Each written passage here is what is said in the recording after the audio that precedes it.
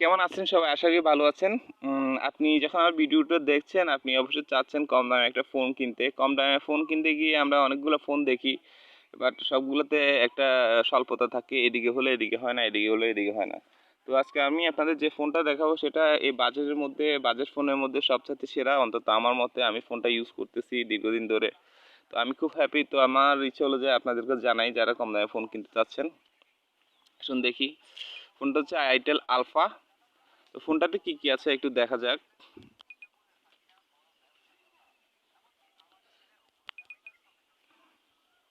ফোনটাতে 8.1.0 ওরিও দেয়া আছে। স্ক্রিন সাইজ হচ্ছে 5.5 ইঞ্চি এইচডি প্লাস। ব্যাটারি হচ্ছে 350 mAh। ক্যামেরা ফ্রন্টে পাবেন 5, ব্যাগে পাবেন 8 প্লাস 1.5। ব্যাগে কিন্তু ডুয়েল ক্যামেরা দেওয়া আছে। স্টোরেজ হচ্ছে 16 জিবি, র্যাম 1 জিবি, সিপিইউ হচ্ছে 4 কোর।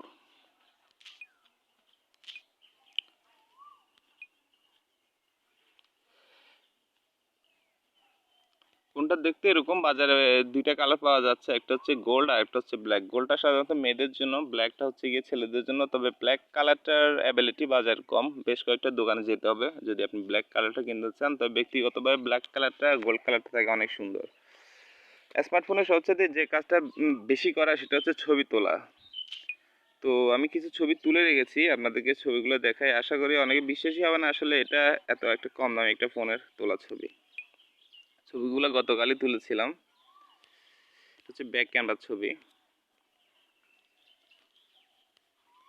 আর এই ফোনে কিন্তু ফ্রন্ট প্লাস ব্যাক দোনোটা দিয়ে কিন্তু আপনারা ফুল এইচডি ভিডিও রেকর্ডিং করতে পারেন, যেটা আমার জানা মতে আর বাজারে এই দামে কোনো ফোনই অফার করতেছে না।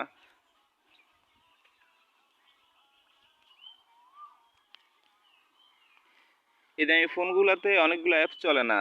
সবার আগে যেটা বলতে হয়, মুভি যে ফোনটা দিয়ে আমি ভিডিওটা বানাচ্ছি সেটাও অনেক ফোনে, এই কম দামি ফোনগুলোতে চলে না।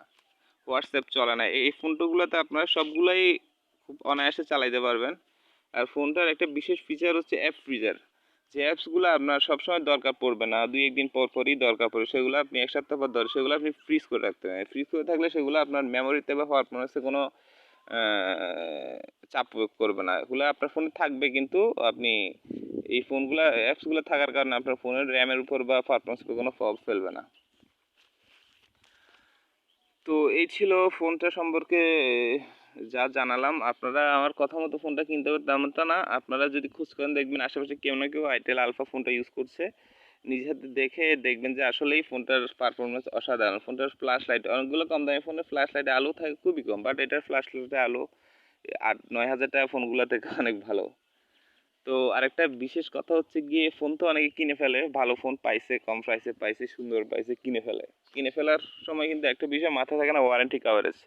আইটেলের ওয়ারেন্টি কাভারেজ খুবই স্ট্রং এবং খুবই ভালো। আর এই ফোনটা যদি আপনারা কেউ কিনেন, বা আইটেলের অন্যান্য ফোনগুলোতেও বেশ কয়েকটা ফোন অফার আছে 100 ডে রিপ্লেসমেন্ট।